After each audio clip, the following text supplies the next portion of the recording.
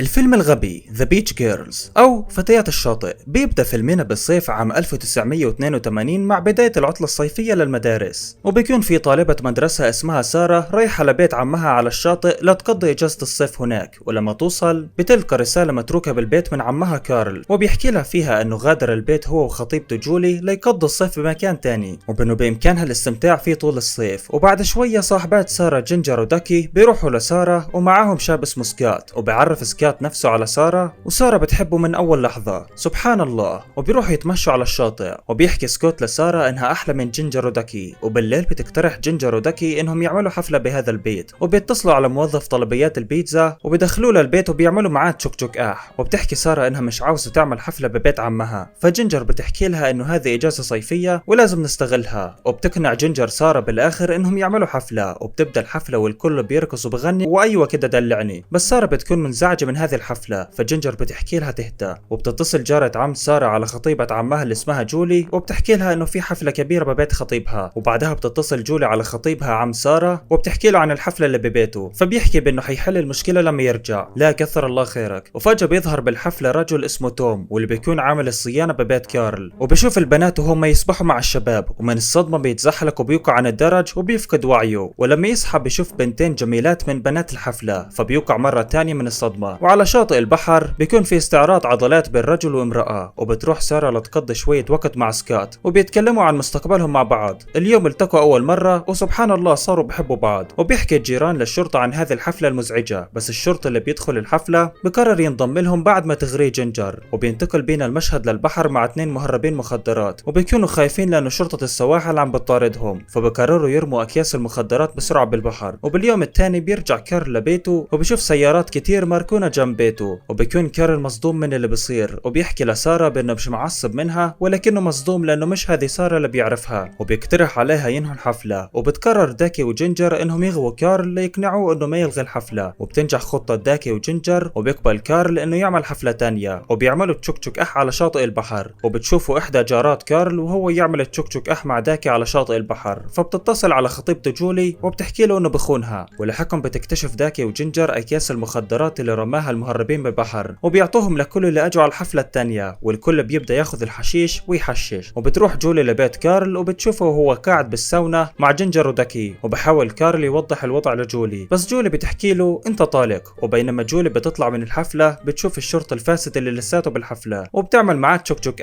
وفجأة بتكتشف شرطة السواحل حفلتهم، وبيدخلوا للبيت وبشوفوا الكل بيشرب حشيش، وبيأمروا الجميع انهم يروحوا لشاطئ البحر بينما بفتشوا بالبيت. وعلى شاطئ البحر بيحرق الشرطة الحشيش، وهذا التصرف الغبي بيتسبب انه دخان الحشيش يشموا الجميع ويصيروا مجانين كلهم، وكله بيرقص وبخون بعضه ومش عارف ايه اللي بيحصل الصراحة. وبياخذ سكوت سارة لمكان معزول وبيعمل معاها تشوك تشوك وبيرجع كارل وجولي مع بعض تحت تأثير المخدرات مش اكثر، وبيدعوا كارل داكي وجينجر انهم ينضموا له هو وجولي اللي طلقته قبل شوية. وبتحط داكي عن عدم دراية صندوق الالعاب النارية على النار، وبتبدأ الالعاب النارية تضرب بالجو، وشرطة السواحل المحششين بيخافوا وبفكروا انه فيه هجوم عليهم فبيرجعوا لقواربهم. وهذا كان ملخص فيلم اليوم، شو رايكم فيه؟ اكتبوا لي بالتعليقات، اتركوا لنا لايك واشتراك وفعل زر الجرس ليوصلك كل جديد، وما تنساش تعمل فولو لصفحة مهندس الملخصات واسكر على الفيسبوك واللي حترك رابطهم بالوصف. واشوفكم على خير بالملخصات القادمة. كان معكم اخوكم عرسان من قناة مهندس الملخصات.